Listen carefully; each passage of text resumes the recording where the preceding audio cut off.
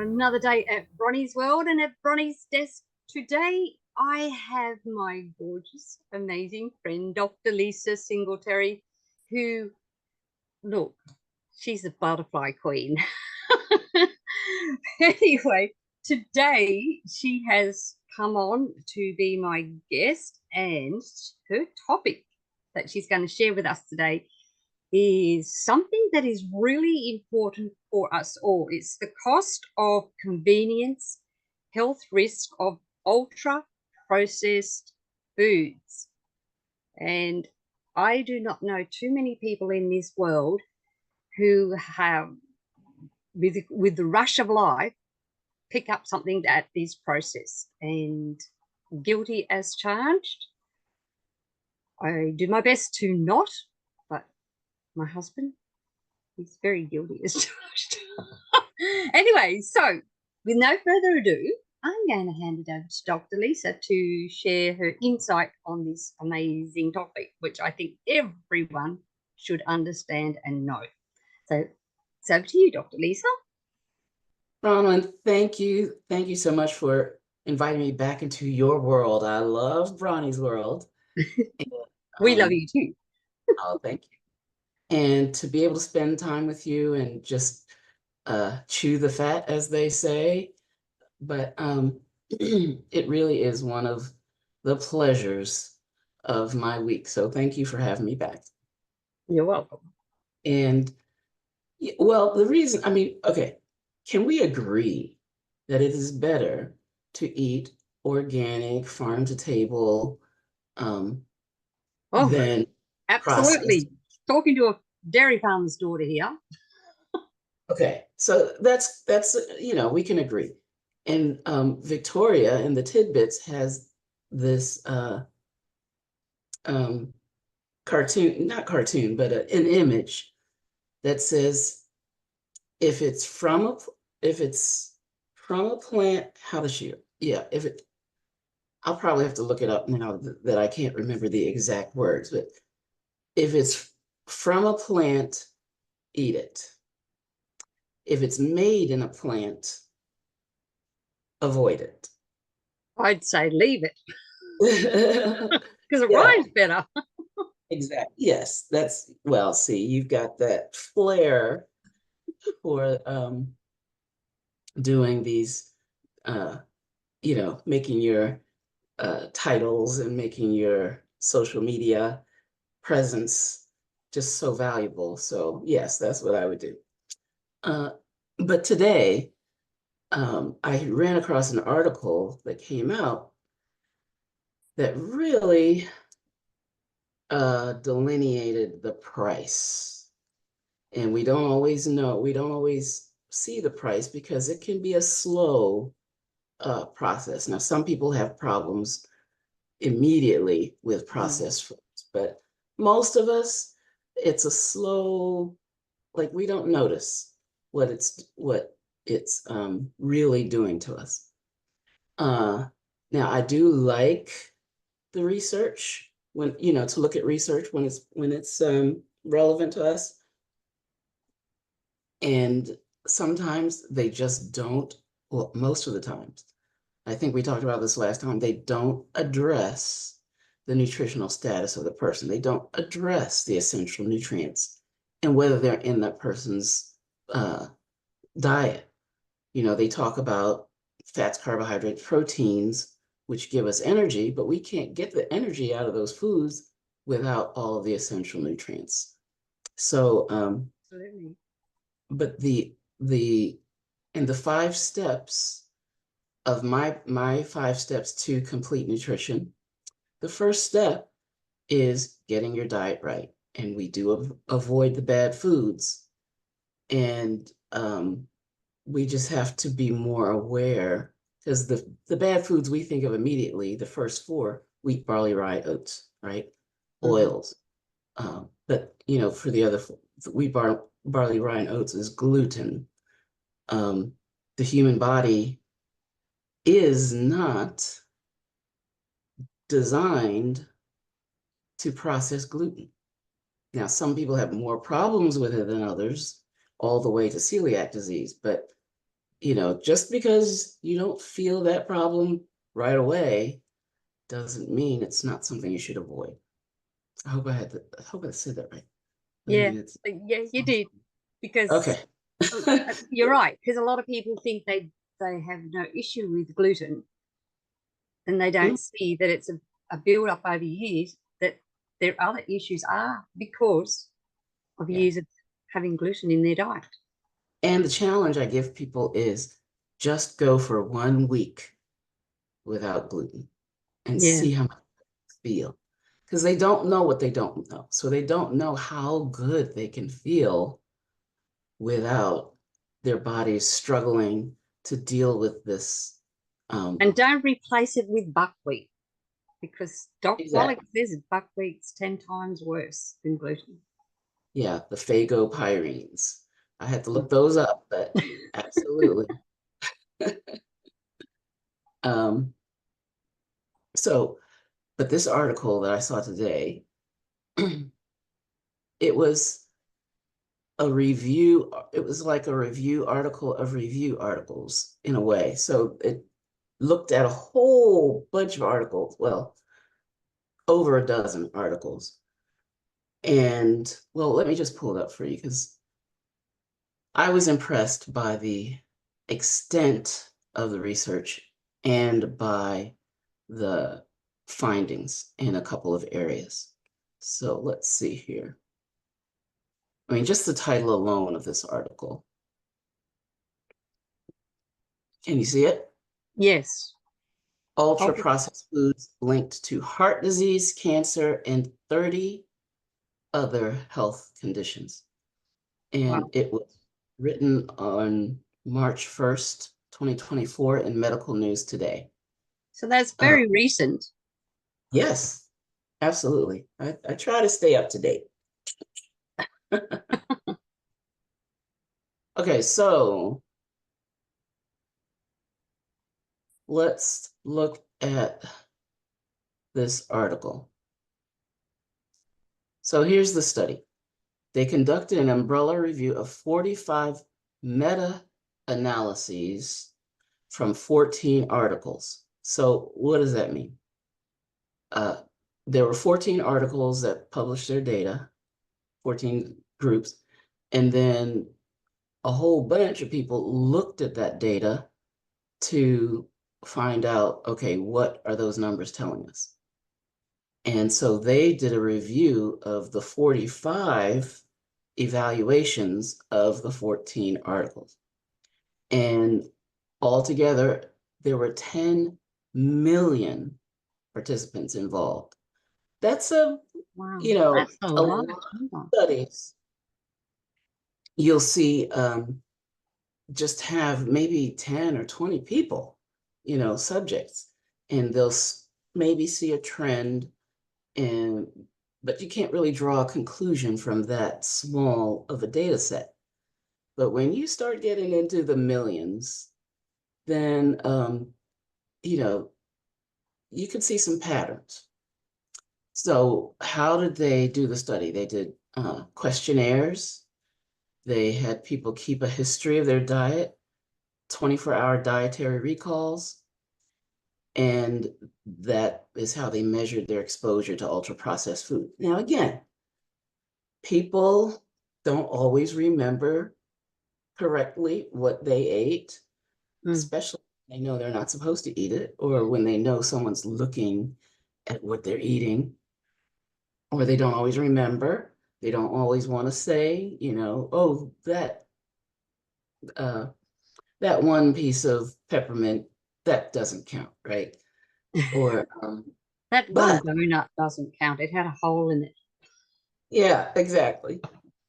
But again, when you got 10 million people, well, yeah, maybe we can come to some conclusions from their data. So the researchers reported that high intake of ultra-processed foods, so that it's high intake of ultra-processed foods, was consistently associated with an increased risk of 32 negative health outcomes. Here they are.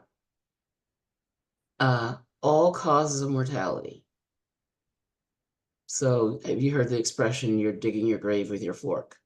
Yes. Yes. It's a literal occurrence that's happening. Breast cancer, colorectal cancer, pancreatic cancer, sleep disturbances. And this is not a surprise to me, but I really was surprised to see it in the data. Anxiety and other mental health issues. Asthma, of course, triggering the immune system. Hypertension, Crohn's disease, ulcerative colitis, obesity, metabolic syndrome. Did you hear that? Non-alcoholic fatty liver disease, hyperglycemia, that's increased blood sugar, among other diseases and conditions. Listen to this. They reported a 50% increased risk of death Wow. related to vascular disease, 12% higher risk of type 2 diabetes, and 48 to 53% higher risk of anxiety and mental disorders. Now, this doesn't mean, so we gotta do a little bit of understanding of the statistics, right? So 50% increased risk of death doesn't mean that 50% of people that eat ultra processed foods are going to die, right? Or have, well, they're all going to die eventually. But Born to die. but you know, you have to look at the statistics. So if the risk of death was, and I'm making this up, 4 in 10,000, right? If that was the risk, 4 out of 10,000 people who have a high intake of ultra processed food will have heart disease or increased risk of death. Sorry. I mean, will have the risk of death. A 50% increase means now 6 out of 10,000. See what I'm saying? Yeah. So if 4 out of 10,000 was your baseline, 50% increase is 2 more, so 6. So it's not, they don't always tell you, they tell you the scary number, or they give you the number the scariest way possible, right? But Yeah. let me tell you, 50% increased risk of death is significant, especially since cardiovascular disease is, I think it's still the #1 killer in the United States. So, but I just want to say, I just want to let you know that I'm not hyper inflating the meaning of these numbers, but they still tell a significant story. So, but anxiety, mental disorders, and depression, that I was surprised to see that in writing in this study. Wow. So please, please, please, please continue to share the bad food list, so that people, I mean, if that's all they do, look at some of the disorders that they can decrease their risk for.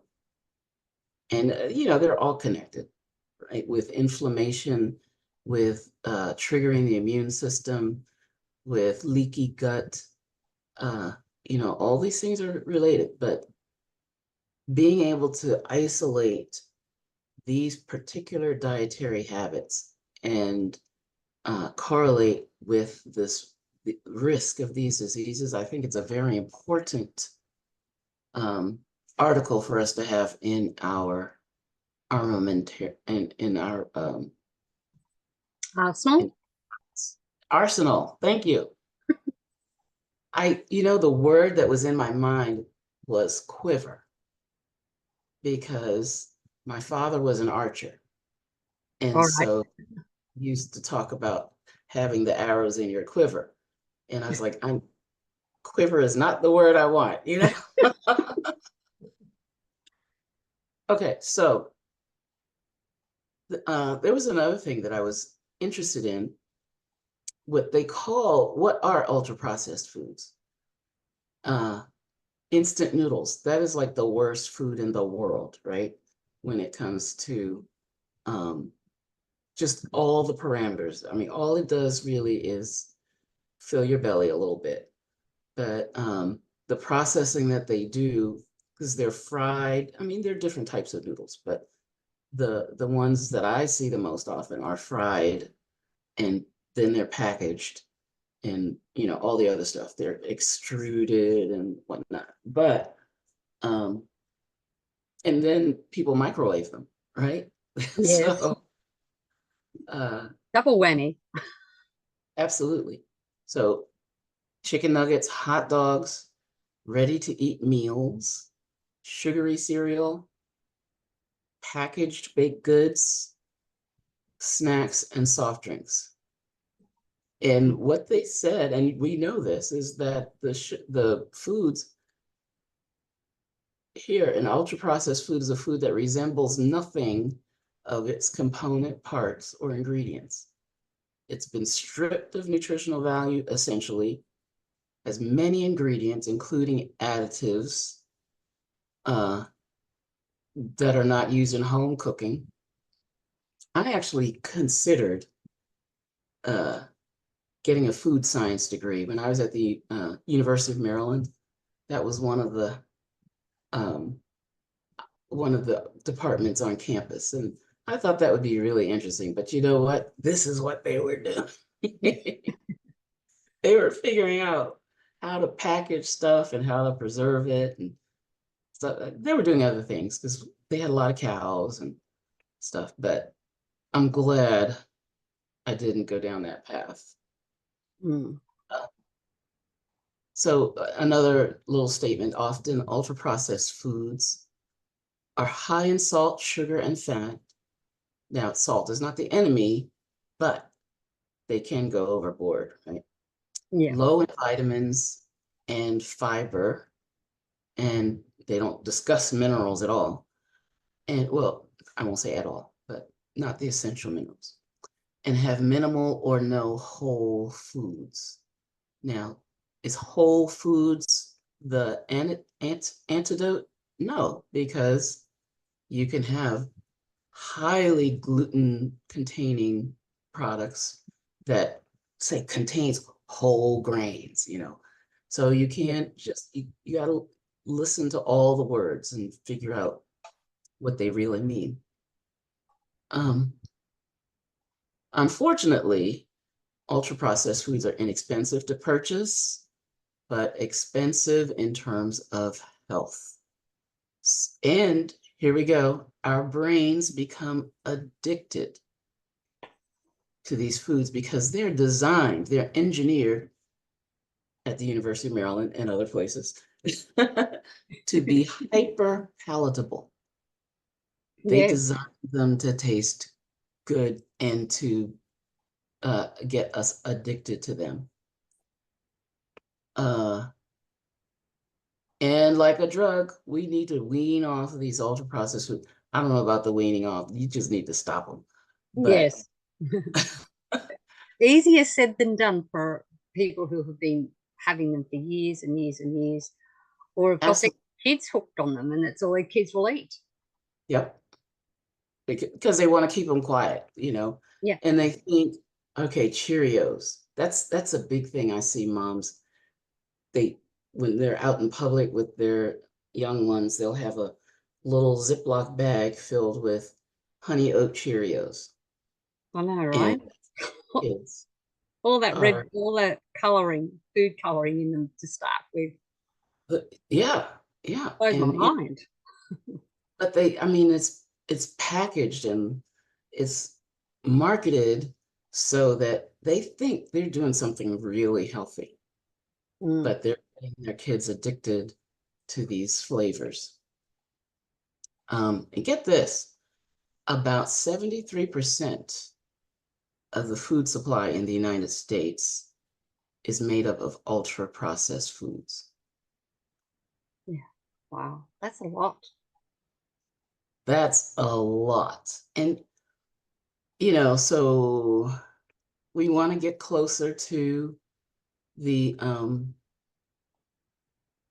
we want to get closer to the earth. We want to get closer farm to table, uh, stuff like that. And uh, I wonder about the decisions. I mean, I'm not trying to get political, but my jaw dropped because there was a push to turn off the water to farmers in Idaho.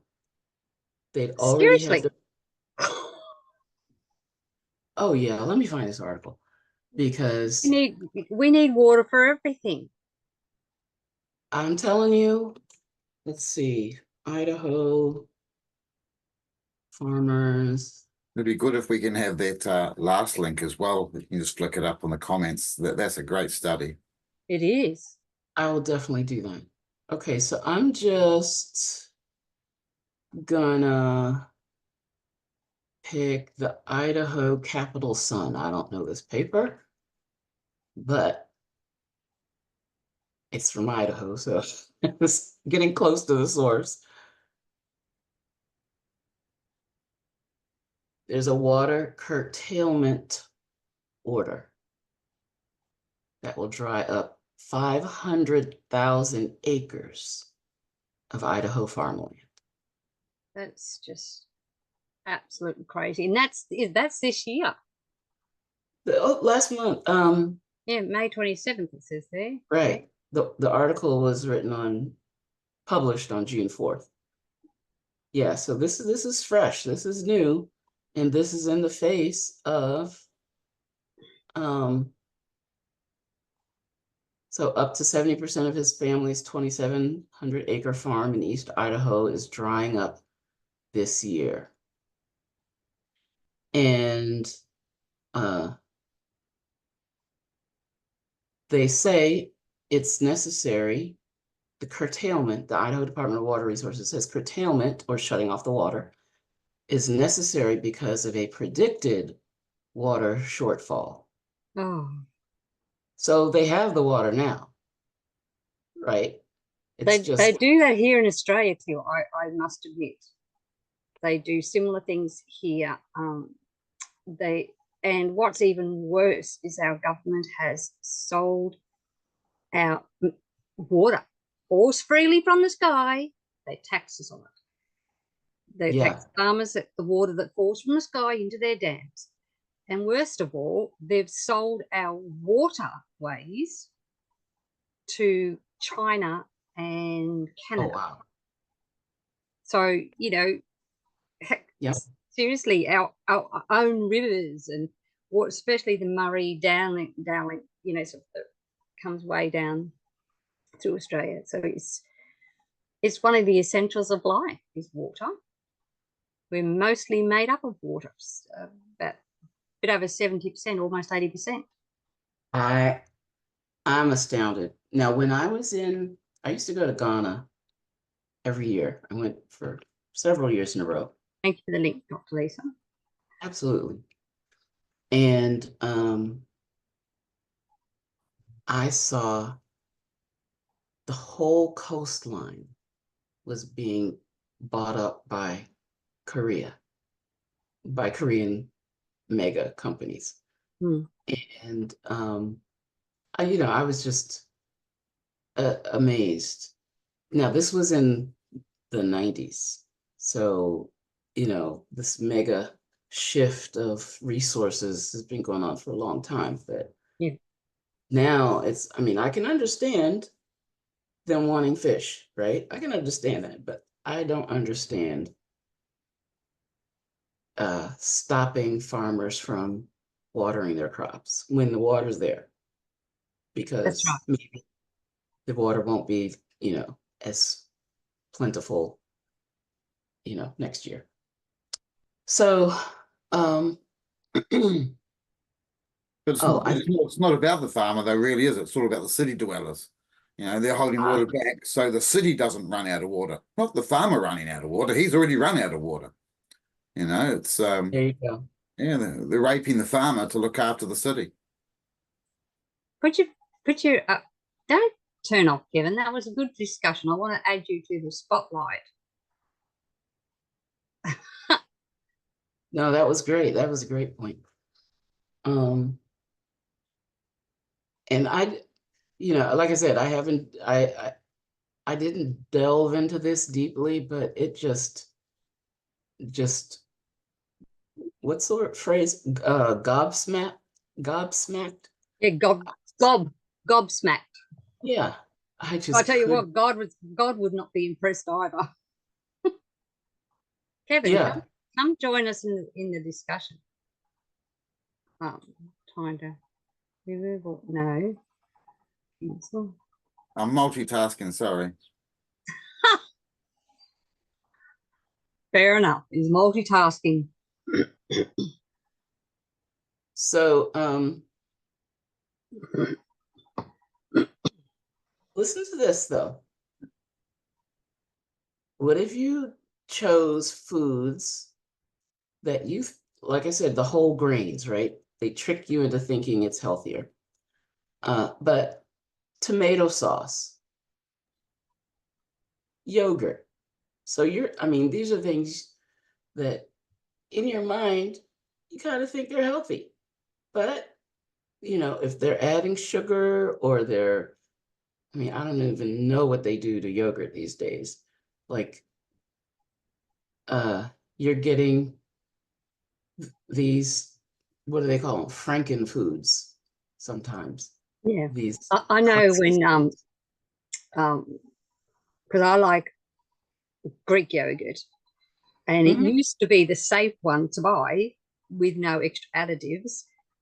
But even those, you've got to really look. So there's one from Tuma Valley in Tasmania is the only one I'll buy because they don't add extra stuff to their plain Greek yogurt. They do have flavored ones, but I think the sugar content in that is mostly from the fruits that they eat. But I prefer the plain one because you can do more with the plain one.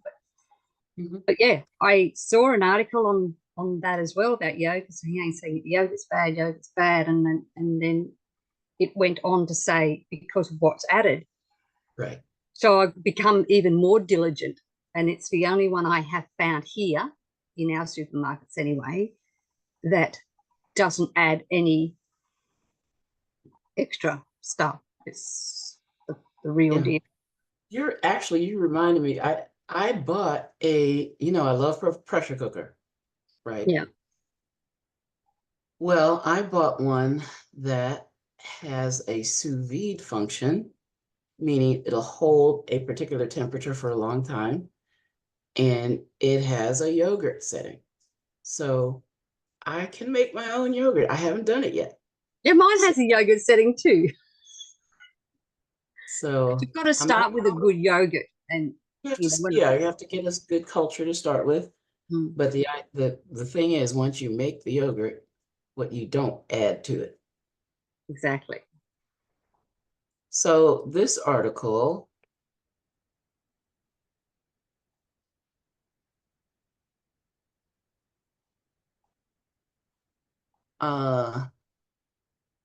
what can you do, right? What steps can you take? So it says try using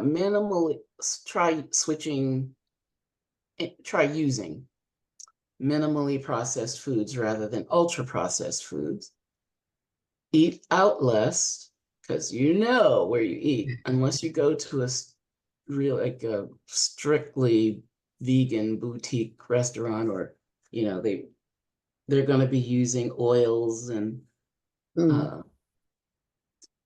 Can I ask you a question before we go further, because it came to my head? It says there, try switching from minimal processed foods rather than ultra processed foods. What is the difference? Well, I'll tell you how I interpret that. We're a minimal process. So, what'd you say? Kevin, come back here. Our products are a minimal process. When you think about it, we are taking something and we're altering it and then bottling it and giving it out. It's a minimal process. It's not a high process, And it's an important thing to try and teach people the difference, you know. This supermarkets, high process, anything else is generally pretty low. Yeah, I love the fact that the supermarkets have an area over here. Supermarkets have an area called healthy area, which obviously means all the other stuff isn't healthy, of course. You're right. So when you talk about supermarkets, where do you find the minimally processed foods, or it's in the perimeter of the market, right? Because that's where they have the refrigeration or the freezers. Now, of course, now markets put freezers anywhere they want to, but if something has been like, there are some companies that will take salmon, for instance, they catch it in Alaska and they clean it, cut it, freeze it right on the boat before, and you know, and package it while they're still on the ocean. So I would be minimal processed. Yeah, yeah, or flash frozen fruits and vegetables. So, or you know, maybe the vegetables are blanched a little and then flash frozen, so they're not. I mean, they still look like string beans and corn, and you can identify what they are. And that's what I would consider milk. It's processed, right? It was picked from the corn, picked from the farm, you know, with those big machines and all that. So there was some processing involved. Now, of course, if you have your own garden in the backyard, right? That's as good as it gets. True. That's what we try and teach here, isn't it? That's certainly in a lot of my talks is grow it yourself, and we have our Bloomin' Minerals to assist in that neighborhood. And you know, absolutely, we have a lot of land. Most of us, certainly here in New Zealand, probably a good 75% or 80% of the population has a lot of space, and so they can do stuff. Same with Australia, although your cities are a lot bigger in Australia, but you know, even Brisbane, Sydney, they've all got homes with a bit of lawn somewhere, haven't they? You know, so they're always. Well, I mean, you can grow things like potatoes, for example. You just get a sack, one of those Hessian bags, sack bag, and you can grow them in those on, so for those who live in apartments, on their balconies. Exactly. Yeah, exactly. Container. Where there's a will, there's a way. Yeah, container gardens are brilliant. Sun herb pots in the kitchen window, you know, brilliant. So exactly, Bronie, where there's a will, there's a way. That's for sure. You know, for the last several years, I've been in a transient state, building homes and moving, etc., etc. So I've got a whole pod system or plant-based system, and I used to have a big pod. We call them pods over here, and they've got lids on them, so they're like little hot houses, and they're all at waist height, so there's no bending over. Yeah, you grow pretty much all year round. So I grow all my microgreens and that's stuff beautiful. like that. And I use, of course, all Bloomin' Minerals in it. And I have an organic worm farm as well, so that goes through it too. I love it. We used to have a worm farm, and I don't know what, something happened to it. I think the neighbours' cats got into it or something. Anyway, we weren't impressed. Well, we had a lot of worms in our farm growing up too, but I wouldn't call it a worm farm. But yeah, well, there's like a worm farm is sort of like, you know, you can, they're in containers and things, but anyway, we just came out one day and found it all knocked over, and we think, well, what the heck got into that? Oh, and they escaped. They took off. Over we go, boys! Take off! Run to the mounds! So we were not amused, and because we thought we had it in a safe place. But anyway, we got not nice worms in the garden, because then the chickens find them. Well, yeah, that's the problem if you got to, they'll clear your worms out on your lawn. Oh yeah. Well, when we planted corn and when I moved back home with my parents, I decided that I was going to plant some Silver Queen corn because they don't, that's like going by the wayside, that variety. It was marvelous, but I had to make sure and plant enough for the rabbits and the deer. So the perimeter of the garden was for the deer, and but after a while, I just had to get some net, to keep them out because they were like, Silver Queen. Oh, we haven't had this in decades. Wow, yeah. And the word would have gone around the neighborhood too, like, oh, look, Exactly. tree offerings, There's a new home here, guys. They're not shooing us away. Yep. I haven't So, heard of that variety. We have it's silver pearl heaven on here. earth. So yeah, silver pearl, I think it's called. Sweet corn. Heaven on earth. Mm. All right. So Sorry, what back to can we do? Right? What can we do? Number one, Grow our own. we could take a look at what's in our pantries, right? Because that's where you're going to find mostly the ultra processed foods. Not so much in the freezer. The freezers will be, or could be. I mean, of course, you can find ultra processed foods anywhere. Yeah, but, like the chicken nuggets that you were talking about earlier. Yes, exactly. But they're shelf stable foods. Red flag goes up, right? Foods you don't have to cook, the snacks and whatever, just clear them out. And then just situate yourself. And there's so many resources. There are so many resources online to help you with. Now, of course, my hero, number one, is a pressure cooker, or the crock pot, the slow cooker. I prefer the pressure cooker, but I did slow cooking for a long time. And the thing about that is, because most people, when you put something back in the day, when you put something in the crock pot, it could be delicious, but it could be just kind of mush, like just all together, just one flavor and whatnot. But you can stage it. So especially with a crock pot, not so much with a pressure cooker, unless you just want to take the time. But you could put in your meats and your onions and let them go for a couple hours or depending on the time. But then the last 90 minutes, put in the frozen vegetables, or if you pull up some potatoes from the yard, or you put your vegetables in. So they're not overcooked. They still have their own flavor. They're beautiful. They're not all gray. And just when I learned how to do that, that just completely revolutionized my use of the crock pot. And it certainly makes a difference. Exactly. And I do the same with pressure cookers. I used to cook a lot of chicken soup for my dad when I was living there and, taking care of him.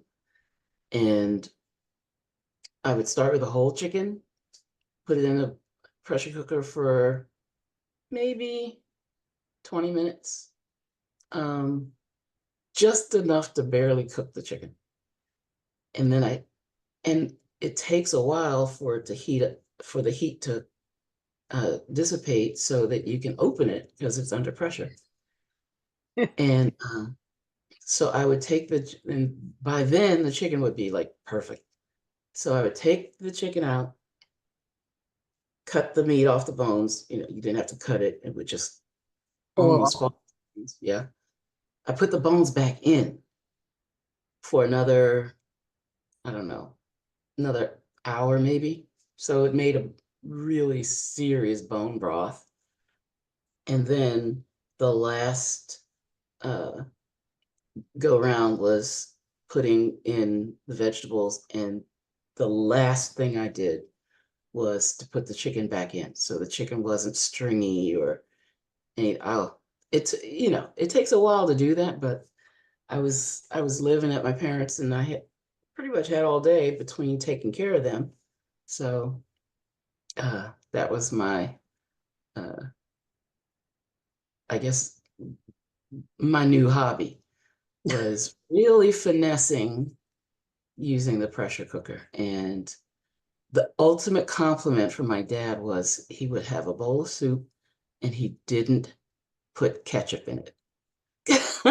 Well, there's a plus. Ketchup on everything.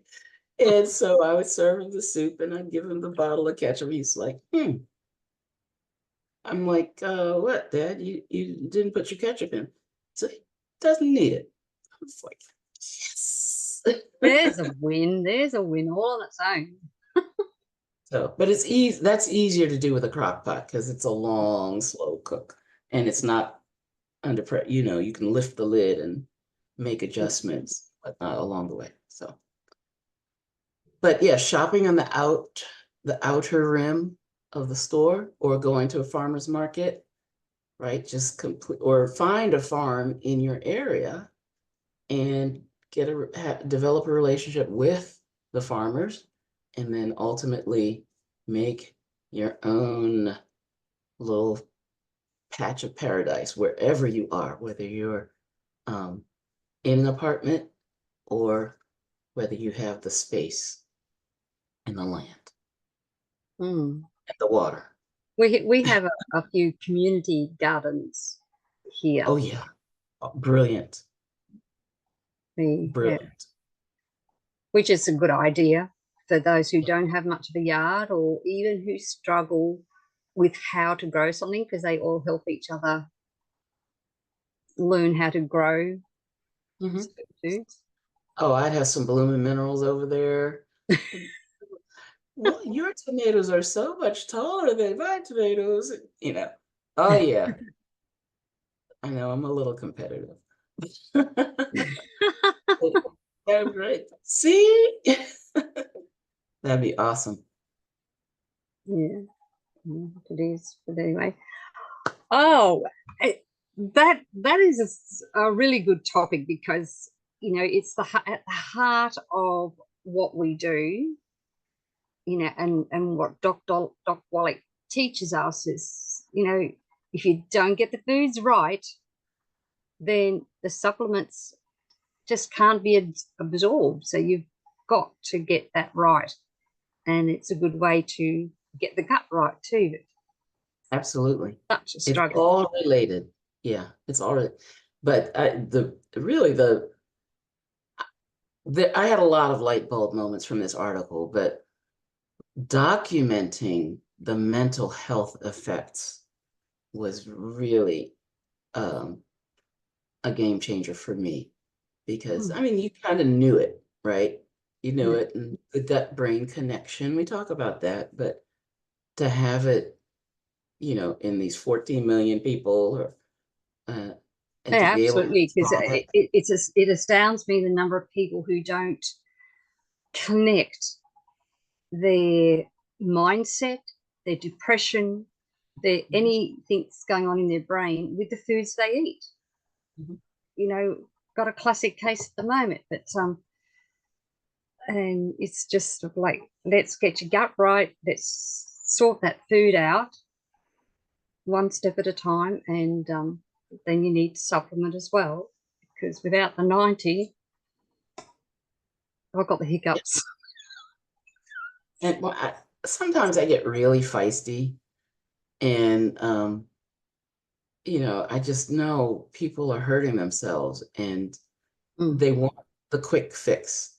So someone came to me, someone referred this gentleman to me, and he wanted he wanted a supplement for his diabetes.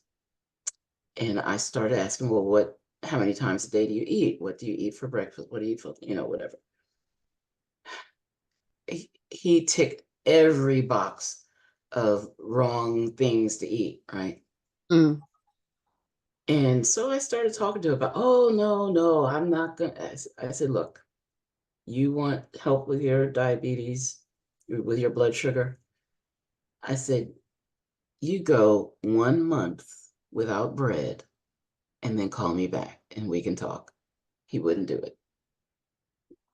No, I know a few people, I know a lot of people like that. Oh, no, you're asking me to change everything or, like make changes. Well, if you don't make changes, you're not going to, get better. They sort of, they already know that the pharmaceutical drugs the doctors are giving them are doing absolutely nothing. They've admitted this to me. I've had several do that, come to me for that to help. So let's look at your diet. Let's look at what you're eating. Let's cut this. But that means I have to change this. I'm not sure if I can do that. Well, for someone like that, I would show them that 50% statistic. Oh, dear. So Grant and Kevin, do you have any questions before we close this out for the day? I wouldn't say any questions myself, but obviously we're all on the same page here. If we can't educate people to clean up their diet, then then they're not in the healthy game. They're in the temporary citizen game, and so yeah, sadly, most people in the temporary citizen game, really. Most people, right. In fact, they're quite antagonistic towards changing anything. Really, Yeah. it's quite. I have learned that when you're treating them as patients and you're telling them to remove food, is you also have to give them some advice of what to put back. Because I teach, if you just remove stuff out of your lifestyle, you create voids. And you know what happens to voids? You fall into it feels filled with vacuum. You can't actually. So you got to find something to replace it with. So you can't. Was a good one. You can't actually change a habit. You have to put a new habit in its place, really. Exactly right. Yeah. So what do you usually do in that case, Kevin? In which particular case? You're asking them to remove certain foods. What do you get them to replace? Depend on what it is. It's a big list out there, but obviously the main ones are your dairy, and so people always like a creamy tea or creamy coffee or creamy. So of course you've got to introduce a new type of creaminess. Of course, we have our nice collagen creamer. I was going to say the collagen creamer would be my first. That's always an option too. But you're trying to work. You're not trying to sell them stuff all the time. We're trying to create a relationship of healing, and so. So looking what's in their pantry, talk about coconut, tell them to stay away from some of the heavier processed stuff, tell them to stay away from almond milk, tell them to stay away from oat milk. Coconut milk comes in so many flavors. I tell people just to buy little ones and find the flavor that works for you, because they come from all around the world, and all different parts of the world have different flavored coconuts. And so find a coconut that works for you. I just feel coconut's just the most happy medium. It's just, it's more natural, it's less processed. And yeah, there's so many health benefits from coconut. We just don't really take coconut oil like Dr. Wallach talks about. I don't mind it if you can get it fresh. Over here, we have a lot of fresh stuff, like you guys in Australia, especially avocado oil and olive oil. We grow it around here, so it's great when it's fresh. It's only when it turns into a trans fat that we can have problems with oil. So, which is why Dr. Wallach has this flat ban on oils, no oils. Because so getting back to the almond milk, Kevin, what do you see is the issue with that? Because I know a lot of people, that's the alternative that they go to. Yeah. My apologies, it's not almond. I'm thinking soy. So well, definitely no soy, but there's too many people go to that. Almond is a good one. That is coconut milk and almond milk are generally the two choices. Almond milk doesn't get 100% pass, because as soon as you crush the almond, the oils in the almond start to go rancid, just like any other oil.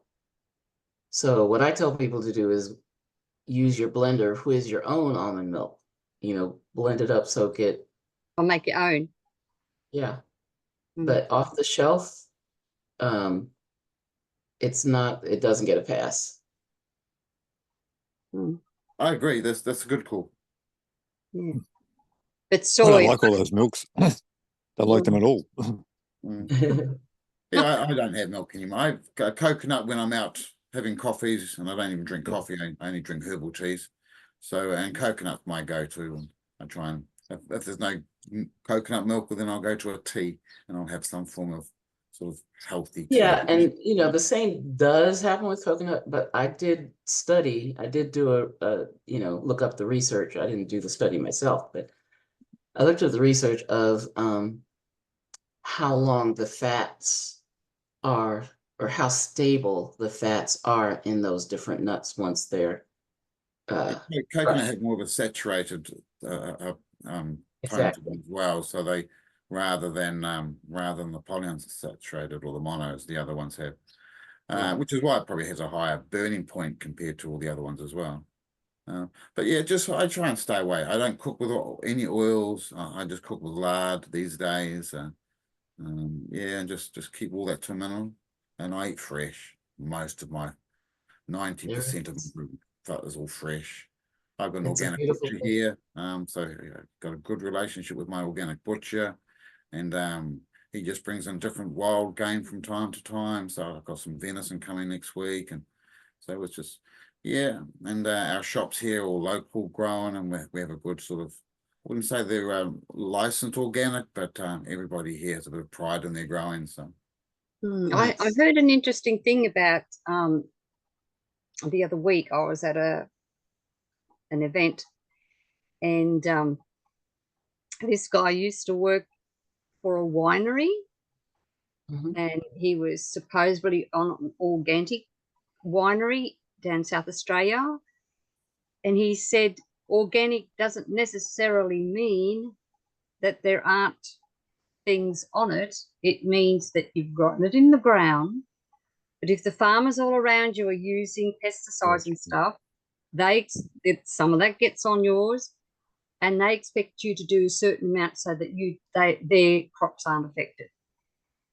Yeah, it's a little silly. There's It's organic. You need to go well out of the system if you want to do true organic, because the water table. But if it's certified organic, they're the ones that are truly organic and don't have any pesticides. But if they just say organic, it means they've grown it in the ground. But even then, I've seen a lot of flaws in some of those certified organics over here. The water table, unless you're in a different valley on your own, everybody's sharing the same water table. You know, we got an area down in our winery region in the South Island in Marlborough there, where there's a high problem with arsenic in the water table now because of all the fence posts for the wineries. You know, there's literally hundreds of thousands of fence posts gone in over the last few years, and they've all just leaching into the land, and now they've got extremely high, the wrong type of arsenic, not our type of arsenic, not plant-based mineral arsenic, but a chemical version arsenic on their water table down there. That's terrible. Yeah. It's and this is, I guess, why people throw their arms up and say it's too hard, and they just, throw in the towel. And so it's trying to help them find better ways without making it so difficult. Self-contained growing, where it's your dirt, it's your water, you're controlling the water back into the system again. You're not connected into any of that. Then you're fully organic in that respect. But then someone will start arguing, but are you using plastic? Where does it stop? Yeah, exactly. Yeah. All right. I go, don't care. I really don't care. Just be as healthy and as clean as you can, but look after your gut system. Absolutely. Absolutely.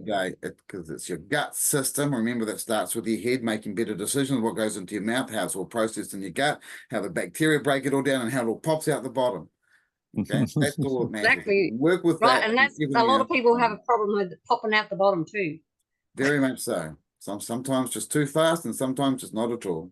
Exactly right. So, and on that note, we have come to the hour, so I will close it out. As I say here in Bronie's world, just stay safe, stay informed, be empowered, but do not live in fear, my friends. And when you're making sure you're having unprocessed foods, so whole foods that are not processed or very minimal, then you too will be powerful, beautiful, brilliant, and most definitely very brave. God bless you all. Catch you again tomorrow here in Bye-bye, Bronie. Bronnie. Thanks. Thank you, Thanks, Dr. everyone, Lisa. for coming. Thanks, Lisa. Love you all. Thank you, Dr. Lisa.